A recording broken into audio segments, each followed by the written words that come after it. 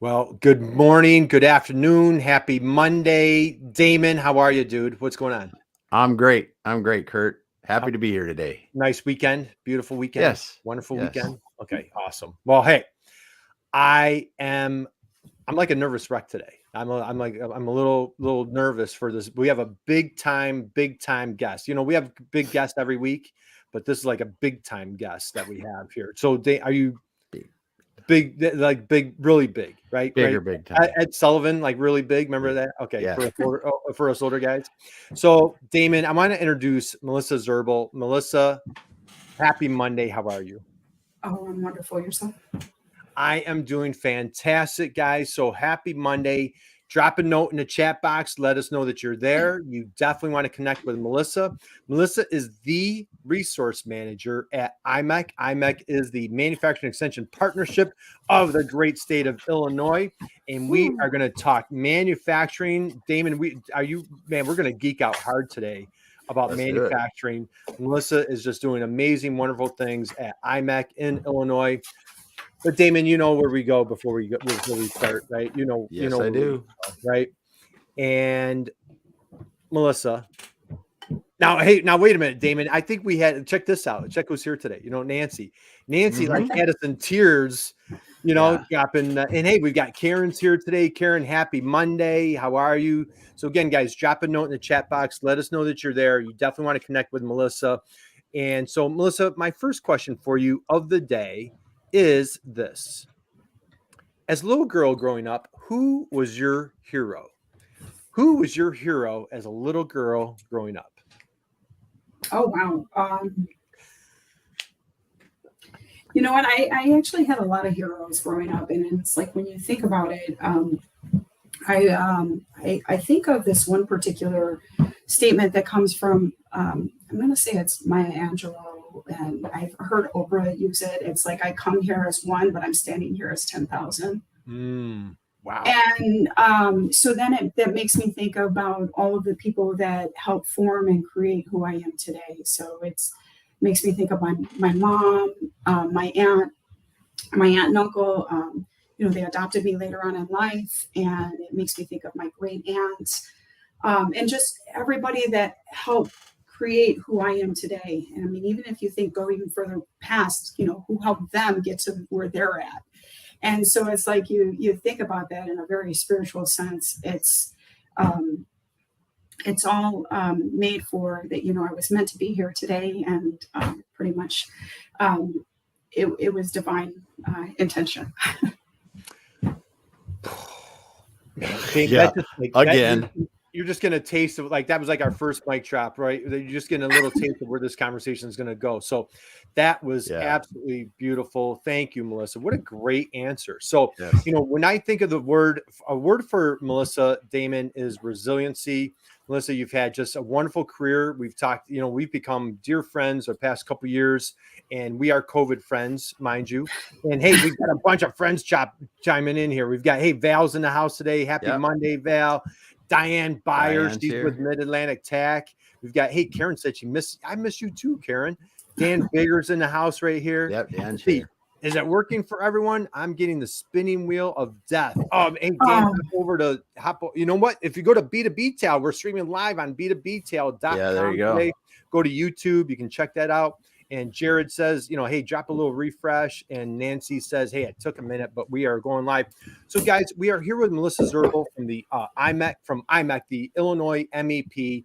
We're going to take a deep dive into what is the Manufacturing Extension Partnership. Melissa, as we go there, you've brought your superpowers, your talents, your passion into the world of manufacturing. Can you and you've had a great, amazing career. And I want to dig into that. What attracted you to manufacturing? Oh, wow. Well, I had a career at AT&T for about 20 plus years. Yep. And it seemed like the longer and longer that I was there, I did a lot with process improvement. I would go from one end of the organization to the other, working on sometimes Six Sigma projects, or they call it like service excellence type projects. And it got to the point where I would work myself even out of a job. And I went into customer service to network. I was a technician. I did end of life cycle. I even was managing, I was a construction manager for placing crews, splicing crews, emergency outage crews, testing crews. And I did a lot with, what do they call it? Pretty much engineering, like literally engineering on the fly and things like that. So it was a great place to be. It was a great place to learn a lot of leadership skills and things of that nature. But as I was watching the telecommunications industry, it was changing dramatically. The company that I worked for was going from more of a telecommunications company to a media company. And so it just didn't seem where my skill set was fitting. And I was looking for a place where I can actually take all of those skills and really serve. So I began to really kind of dabble in looking into areas of where can I take all these skill sets? Because I'll be honest, I mean, there were times that, even AT&T, we had I call a love-hate relationship. And it was where I would identify all these problems and try to fix them, right? That means massive amounts of change. And that you don't always bring friends that way. And it was about always doing it, with integrity, doing it with, you collaborate across a lot of different organizations. But I was very passionate, and the key thing is about serving the ultimate customer to make things better, easier, and things of that nature. So when I started looking for another place to apply these skills, I actually came across the IMEC, and I began reading how they serve manufacturers, and it was very, very interesting. Helping companies become globally competitive. I mean, at the same time, it was about improving efficiencies, productivities, bottom line, top line growth, all of these things. And I'm like, wow, I think I belong here, right? And so I had, I remember reviewing the application and things like that, and it really resonated with it. And then at the same time, I remember saying to myself, I'm not sure if I qualified, because it was like, wow, it was like almost the kind of too good to be true. But then it was like, well, you know what, I'm just going to submit it anyway. And it just seemed like it was from the time that I interviewed, and then understanding their values and things like that, it seemed like it was a place for me where I belong. Wow. All right. That was fantastic. And we've got some really fun comments in the chat box. Yeah. Whitney Houston is here today. Whitney, happy Monday. Thank you for joining us. Jared dropping comments.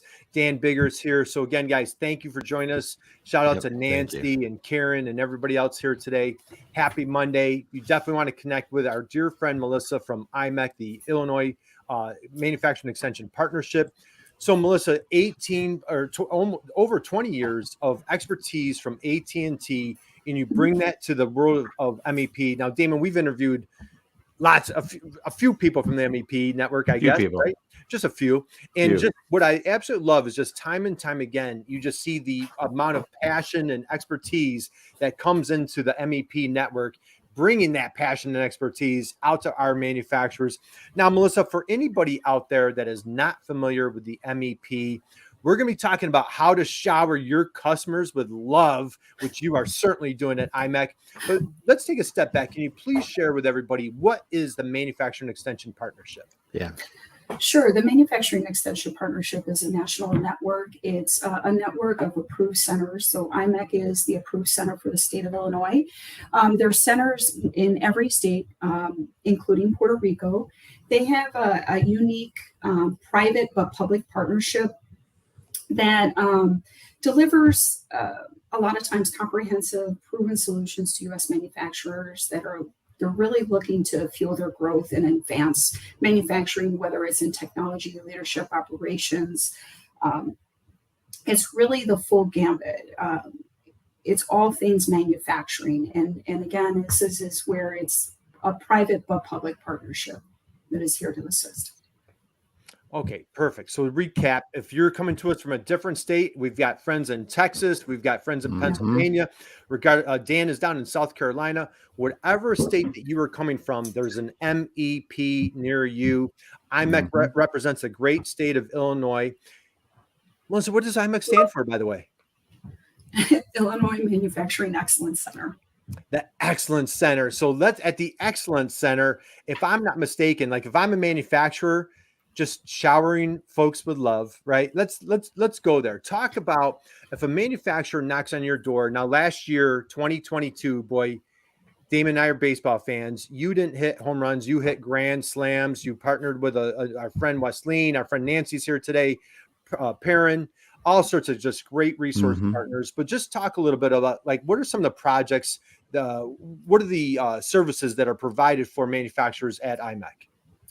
Well, we have, first of all, we have internal experts. So we have improvement specialists that are here and dedicated to providing manufacturers with the tools and techniques to excel and to help them compete globally. But we also have an extension of partners like Kurt, and you mentioned CDI and Strat Marketing.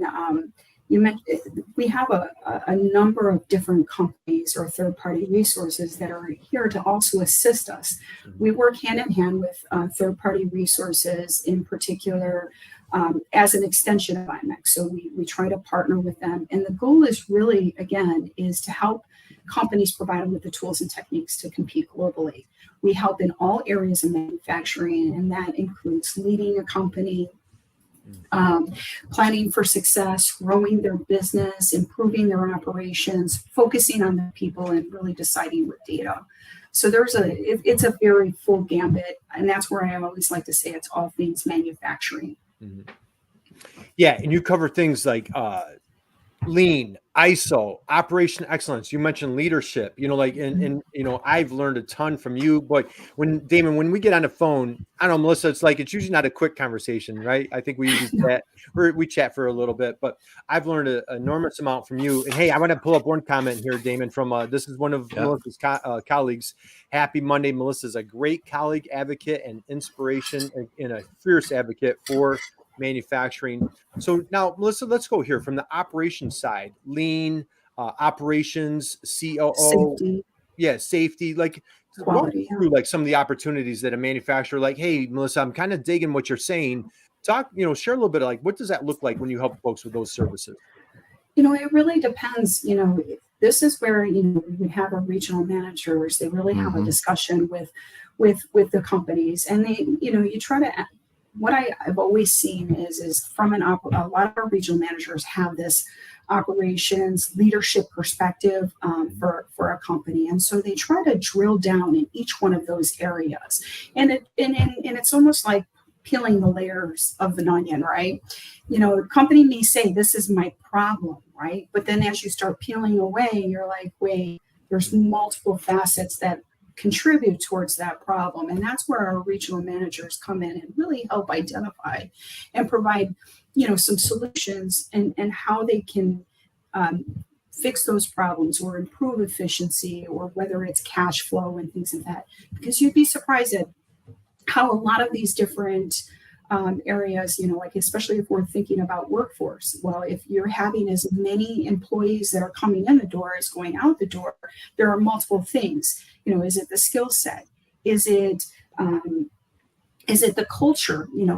There could be a number of different things. Is it the benefits? Is it leadership?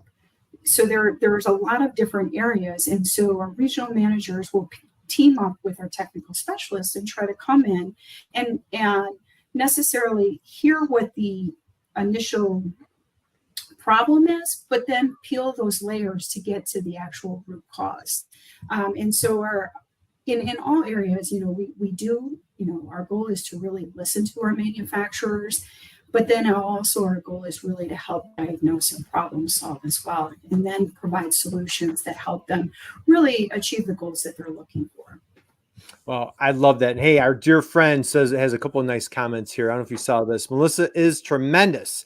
She really goes a distance to ensure clients get the best possible impacts. And you know what, Nancy, and thanks for teeing up our next question. She is laser focused on success defined by growth initiatives. Melissa, let's go here. Man, you guys just absolutely destroyed it for manufacturers in 2022.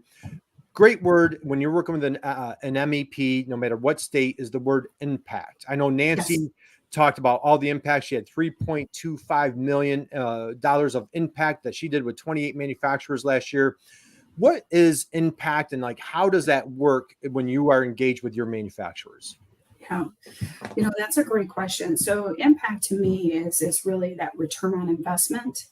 So a lot of times, companies will invest, money and expect a certain return. I mean, the basic return that we would want to see is that the value outweighs the cost, right? And that includes the cost of the project plus the labor hours associated with it. So you want that as a minimum impact. But IMEC, we have been able to demonstrate year over year some results that have a 19-to-1. So then that's a huge return on investment.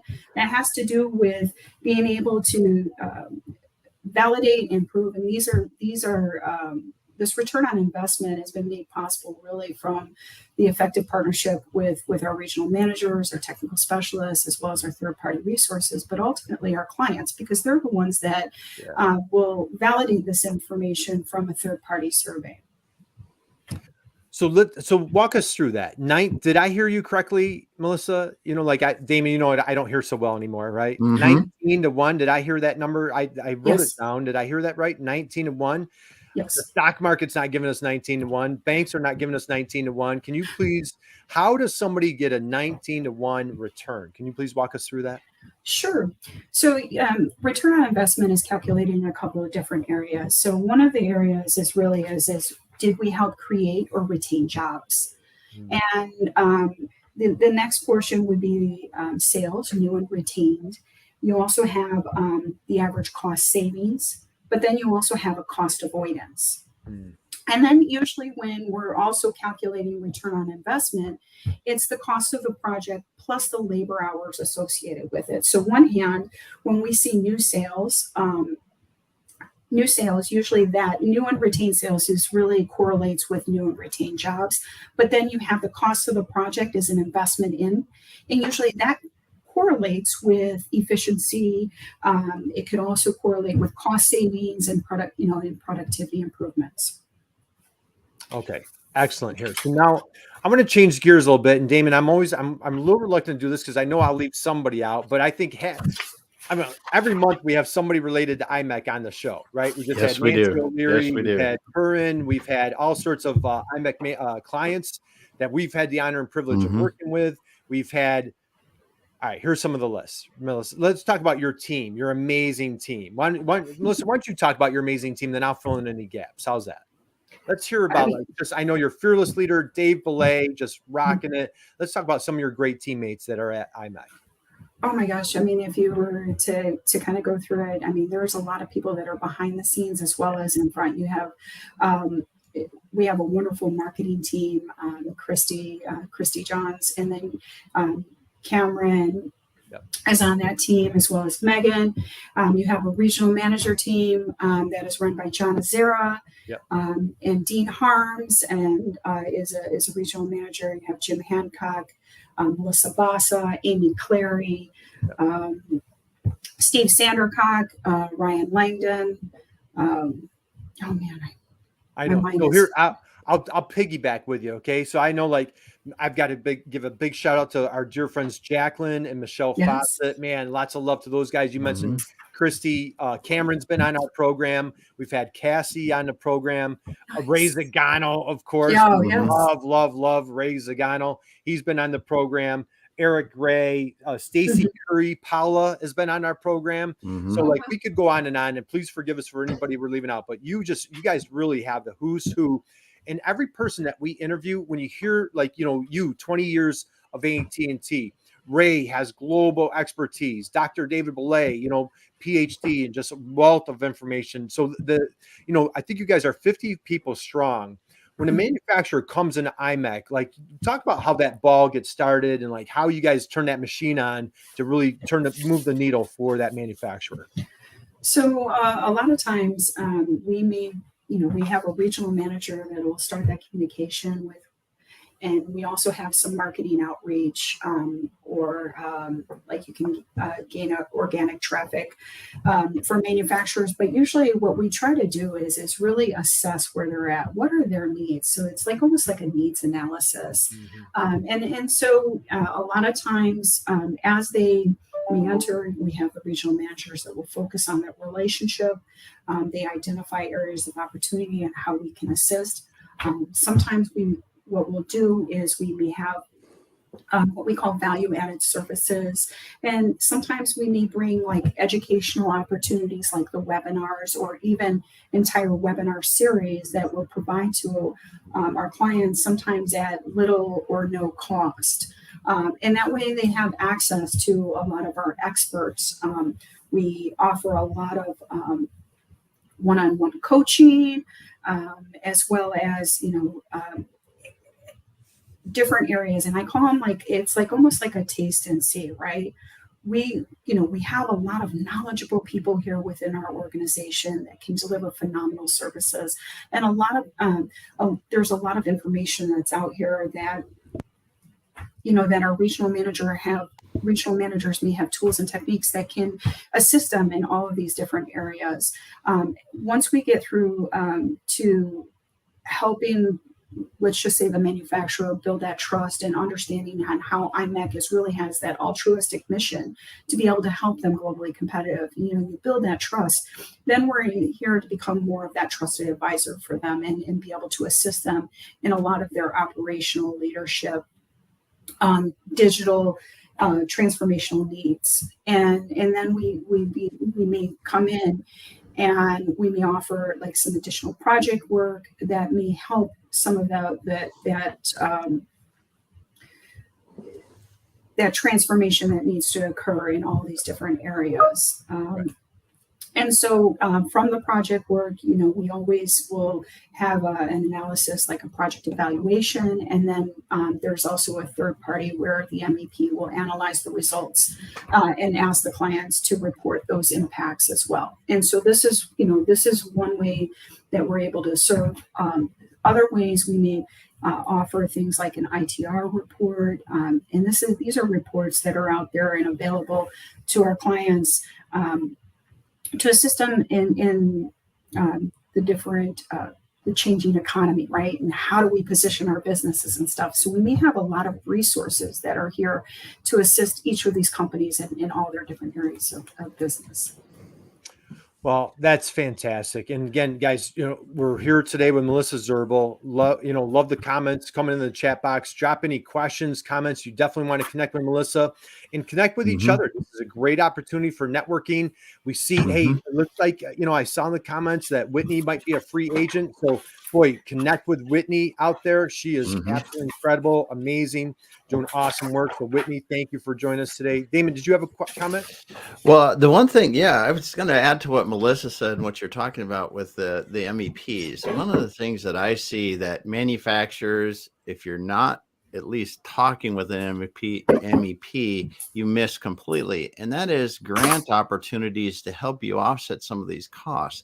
The MEPs are so in tune with the grant and other types of government funding that's available to offset some of these costs. It really makes a big difference for bringing things within the reach of manufacturers, that you would think that, well, I can't afford cybersecurity, but if there's a grant that helps to offset a portion of it, well, now I can. This is some of the things that I see that if manufacturers are not talking to their local MEPs, they're missing out on this opportunity. And I think you also bring up another good point, Damon, is that a lot of times that some of the market rates that may be out there, in like for example, cybersecurity, this is where the MEP centers have a number of vetted, third-party resources that are able to provide those costs. And some of these third-party resources really focus on the small manufacturer or the medium manufacturer. And so we have gone through and identified each one of those areas so that we can figure out ways to bring it to you at cost. Yeah. That, and Damon, so I had the honor and privilege, Melissa and I have met in person. And so we had just a little party in Chicago, and we had a great time at the national annual MEP conference. And Damon, it was like, dude, you teed up my next question. That was absolutely perfect. Melissa, you did a presentation with our mutual dear friend, Scott Dawson. Scott, Damon, if you recall, he was just on a program a couple months ago. Poor guy was having back issues. So we're sending thoughts to Scott. Hopefully he's doing much better, but he was kind of like a little crippled that day, but he's a cybersecurity expert, and he's doing all sorts of amazing things helping manufacturers with cyber. Melissa, talk a little bit about like the work that you've done with Scott and just, how he's helping small manufacturers. You don't need to be a big manufacturer. And the scary thing is these crooks and criminals, they are not discriminating by size. They are attacking every size manufacturer. Melissa, why is this cybersecurity such an important topic? Well, I mean, as you can see, is that cybersecurity is huge. It's affecting every part of our supply chain, as well as even everyday people. I mean, I don't know how many times I've heard from my mom. She'll be like, "Is this real?" Or she'll call me constantly, and even my dad was like, "I don't know, is this a real raffle?" Or and you'd be surprised on how simple it can easily be, infiltrated with some of the Scott does. And I was very impressed with the work that he does at Core Business Solutions is that he puts simplicity to the message, right? At the end of the day, there are some things that you can do to mitigate your risk. And he puts simplicity to the messaging, and it's focused really on not necessarily the ITP people, right? He's talking to leadership, and he's helping them to really make some decisions and drive change. This is the other key piece is that, he uses truth, but not scare tactics, right? And then the other side is he's figured out ways to be a great steward. And that means is like really utilizing your resources to be able to deliver an excellent product, but without inflating costs. So he's been able to figure this out and create great programs for the small and medium-sized manufacturer. He has created programs that focus on less than 10 employees, but he's able to serve these medium and larger manufacturers. But to be able to do the small and medium-sized manufacturer at such a cost-effective price point is what's key. But then also being able to have that language and that simplicity. He puts it in English. He talks about it as being risk management. You identify all these other places. You have insurance and everything like that. But what are you doing when it comes into the cybersecurity realm? And how do you identify your risks? And some of there were some very simple things that can be easily done by any manufacturer. And he's able to really articulate that, as far as like passwords and as well as updating constant updates and things like that. But then the way he speaks to leaders is phenomenal, because it's like you understand what you're getting, and that's that cost avoidance, right? Because, we have seen where one cybersecurity event has really can cause a lot of issues for a company and even to their demise, right? Yep. And then you also have seen where it's caused hardship amongst the greater good of society, being all their data, the information that's available or infiltrated. And so being a good steward, he's a good steward to manufacturer, but at the end of the day, he's also a good steward for all. Yeah, that's a great point. You guys did a fantastic job. That was excellent. Damon, what were you going to add? Well, and I'll tell you, over the last 5 years, I think the number of clients or people that I've talked to that have not been affected by some sort of cyber attack in business. Personally, it's a whole different thing, and it's off the charts too. But in business, it's so common anymore. Mhm. It's so common. It may not be you, but it could be a supplier. That's the last one to have. A huge supplier to one of my customers got knocked down for almost 2 full weeks. Mhm. I mean, we're talking about if you got any sort of just-in-time supply chain, it's going to screw with absolutely everything. Yeah. It's no, and like you said, Melissa, it puts so many small businesses out of business because they are not prepared. Yeah. Yeah. Well, and the other thing is how many small businesses want to admit to, you know, the cyber attacks or the ransom and all of those other stuff. Nobody wants to admit to, you know, all of the trials and tribulations that we incur, right? And then at the end of the day, when we don't acknowledge some of those risks, this is when we become the biggest risk ourselves. Yeah. Right. Exactly. And we can't keep our heads in the sand on this one. So again, guys, if you're out there, a small business, you're a manufacturer, and you're like, you know, and this is not a scare tactic. We're here to protect and support you and all the way. But if you have any challenges, boy, reach out to your local MEP. If you're in Illinois, you know, reach out to Melissa, reach out to Damon, myself. We'll connect you with Scott.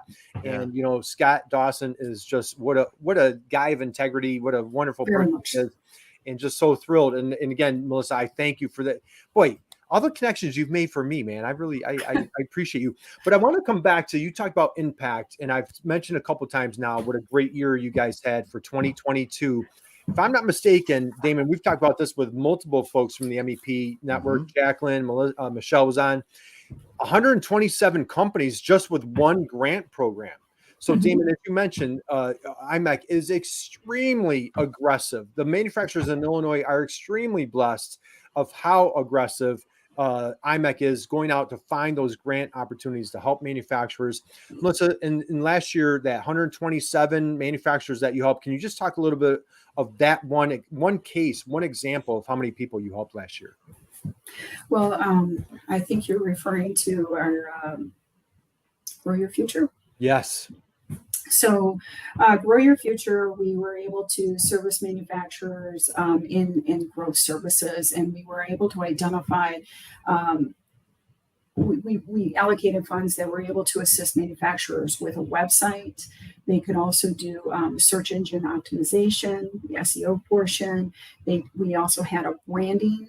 So a lot of companies were not able to or didn't have like branding and marketing collateral. So we did a program called Make Your Pitch. And then we also had an e-commerce and I believe Fill Your Pipeline. And so the Fill Your Pipeline was a prospect list and a lead generation campaign.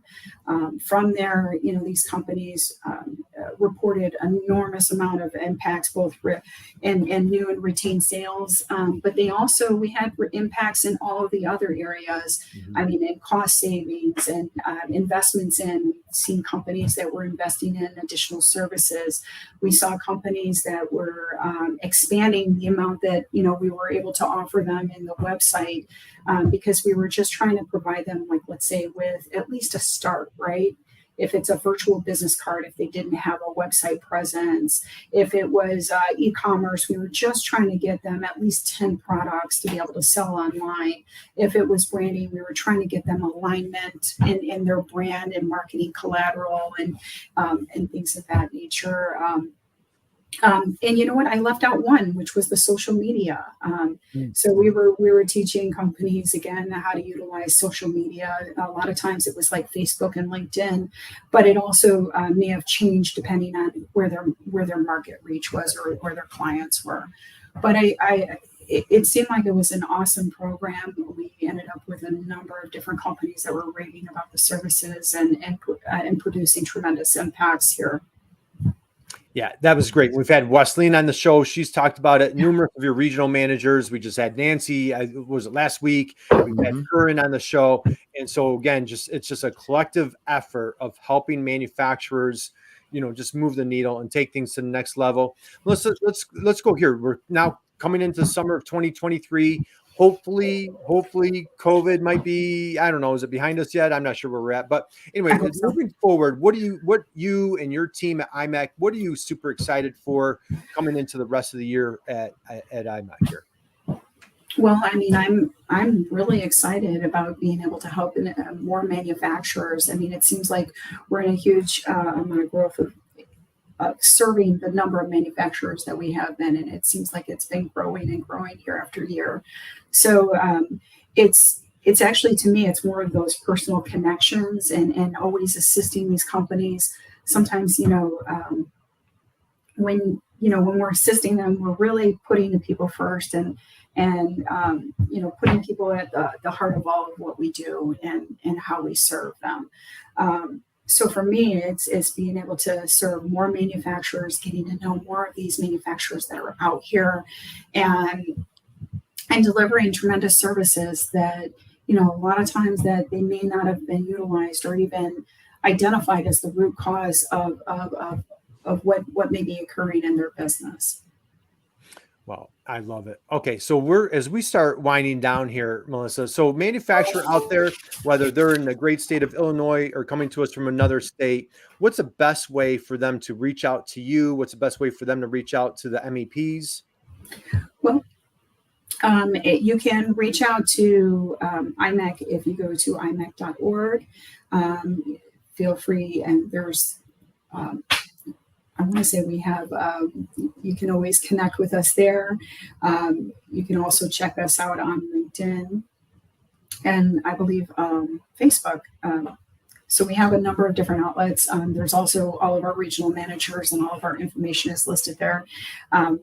Each and any one of us would be more than happy to assist. You can also reach out to me at mzirbel, so that's MZIRBEL at imec.org. And if you're needing to get in contact with a local MEP center, you can go to NIST.gov/MEP, and in there's a link that would list for local contacts, and it'll refer you to your local MEP center. Perfect. And before Nice. Damon, I'd be remiss. So on a personal note, Melissa, we need to hit a couple of questions here. So I know like entrepreneurship just runs through your blood, and we really geek out hard about entrepreneurship. I believe now, I think your son might be a little bit of an entrepreneur. Can you just just talk about entrepreneurship for you, you growing up, what it's been for your career, you as a mom, and like as you're passing on to the next generation, what's entrepreneurship mean to you? Oh, wow. I mean, for me, entrepreneurship was really the backbone of my life. I mean, I remember as a young child, my mom decided, you ever have a Avon lady? Yeah. It was like my mom comes home and she's like, I'm going to be the Avon lady. And I'm like, oh my gosh, you got to be kidding me. I'm like, that lady saw you coming, Mom. And she's like, what do you mean? I'm like, you're going to buy everything. And so she was the Avon lady. I said, Mom, let me show you how this is done. And so I remember as a child, I think I was like 10 or 11. I went to this apartment building complex, and they just converted it to a senior complex. And I put Avon signs and catalogs and like the community centers, and I went all over. And my mom, even to this day, she would laugh because not only did I turn it into Avon sales, next thing you know, I'm cleaning their houses, walking their dogs, doing their shopping. It was so bad. I had to get kids in the neighborhood to assist, and I would like split money with them to do all of these things. And as I got older, we ended up, my mom would laugh because she was like 11, 12 o'clock at night. I have these little ladies calling, and they're wanting to place an order for Avon or wanting to know if you can come over. Right. And so, it actually turned it into a very successful business for her. And then later, I remember my mom had always started trucking companies as well. I mean, she was in the trucking industry. She learned how to write tariffs and stuff like that. And so for me, I'm like, her and her husband got very, very sick. It was to the point where I was in Illinois and my mom would be in Indianapolis. And I think 11, 12 years old, I started learning how to run a trucking business. I mean, I'm writing checks out, payroll. I'm calling, and I've even taken public transportation to go down to where the trucks are to get a maintenance and all this other stuff. It was very interesting. Wow. You know what I mean? It was something that was very much a livelihood. And so then as my children were growing up, I always maintained an entrepreneurial side. You know, for me, I've done property preservation. I've done a lot of real estate investing. I also have, I've done a lot of things like when it comes to insurance sales and things like that, that I believed in, right? That were going to help change the dynamics for me and my family. And so my son now has really been, you know, kind of picking that side up, and he, just recently decided he wanted to be a car salesman. And then he comes back to me, he's like, I think I'm going to one day I'm going to own a dealership. And I'm like, okay, you know, it sounds great. And, you know, he's investing to figure that out. And in between all of that, it's like right now he just created himself with a partnership. He's got himself a partnership going, as well as he's investing into real estate himself. He just told me this morning they are closing a deal, I think, in the next 60 days on a house where he's helping somebody that is having to relocate to a nursing home. And so the house needs a lot of fixing up and things of that nature. So he was able to assist there. Yeah. Nice. So, well, I love it. And Damon, just to hear, you know, Christian, her son, is just such an inspiration. Melissa, you are such an inspiration. So cool. Deeply appreciate, you know, I learned a ton about leadership, entrepreneurship, and every time that you and I chat, I learned something new. Let's go here before I let you. You're like, Kurt, come on. I've got things to do, but I've got one more question for you before we wind down. Melissa, manufacturing been a little bit of a workforce challenge, and like there's a big renaissance and a lot of excitement of like getting that energy behind manufacturing. All the cool kids are going into manufacturing, and if they're not, they definitely should be. Why should young people, women in manufacturing, why should all the cool kids be just thinking about a career or a future in manufacturing? Can you go there for us? Yeah, I mean, for me, I'm like, I sit back and I think about all the different areas of where life is taking us, right? And I see that manufacturing is starting to take a very strong hold here in the U.S. And I see that it has the ability to help families make a living, right? And actually support where, you know, sometimes we were utilizing some of the service industry to deliver that like median income for families to be able, but it was falling short. And so I think manufacturers, there are actually quite a few of them are smaller companies. You'd be surprised. They're not these huge Fortune 500 companies. And if you're looking for somewhere that you can grow, you can develop, and you can actually make a living and take care of your family, I think manufacturing is really where it's at. The other side of it is that as the economy is continuing to grow, and we're seeing more and more happening here in the U.S. when it comes to manufacturing, I would personally love to be a part of, you know, that innovation side, that automating things, and all of these things that have to do with manufacturing and being able to become more globally competitive. You know, when we think of manufacturers, sometimes we think of dirty, dingy jobs, but it's really not. It has grown into a place where, you know, you have families and create cultures, as well as a place that you can innovate and a place that you can really drive growth, I'm going to say, within the manufacturers themselves, and be a part of something that we have going on today. Drop the mic on that one, Damon. How about that? Yep. Be a part of something bigger.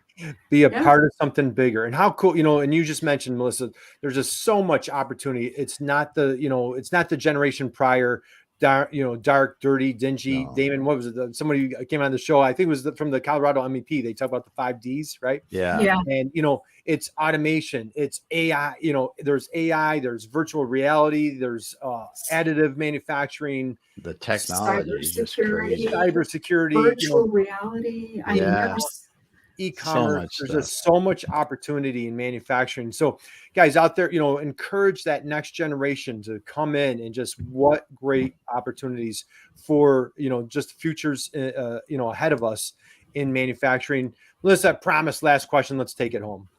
Let's take it home. Let's do it. Mike, on the last one, I want to see where you go here. Oh. You open up. I asked you who your hero was. Fantastic answer. My last question for you is, as we move forward through the rest of the year, who or what is your inspiration? Who or what is inspiring you to be such the dynamic leader that you are? What do you think on that one? Wow. I would have to say, and I'm going to get spiritual on you here, and I'm going to say God first. I mean, first and foremost, I feel like God is love. And when we were talking about this whole particular program, it was about how we love our clients. And I think that, for me, that's where I stay centered and grounded. And I feel like, that's where I'm able to serve more and be a good steward. And I'm like, I don't know what else to say except for that is like the number one business strategy is really that love portion of it, because that's really what's going to drive your results. It's going to create,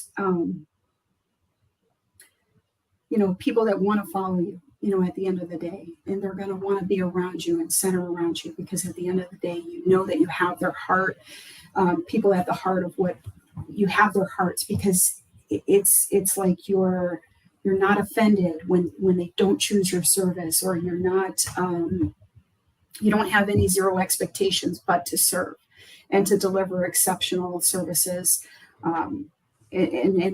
and things of that nature. And I think with me, it's God is love, and for me, it really empowers me to live in a joyful and very passionate, loving state. Damon, Melissa, what we do on our show, we have we call it these moments of silence, where we just want to just kind of savor with that juicy. How about Nancy drops a comment here? Fantastic conversation, Nancy. Thank you. All right, Damon, I don't think we can top that comment. So Melissa, thank you. And what you learned here today, let's just recap a couple of things. That authenticity. How do you shower your customers with love? Melissa talked about that passion, being genuine, kind, relentless, authentic, honest, right? Coming into things, your relationships, business relationships, with integrity. And boy, everything that we just discussed, that is exactly what IMEC represents. And what an honor, what a privilege.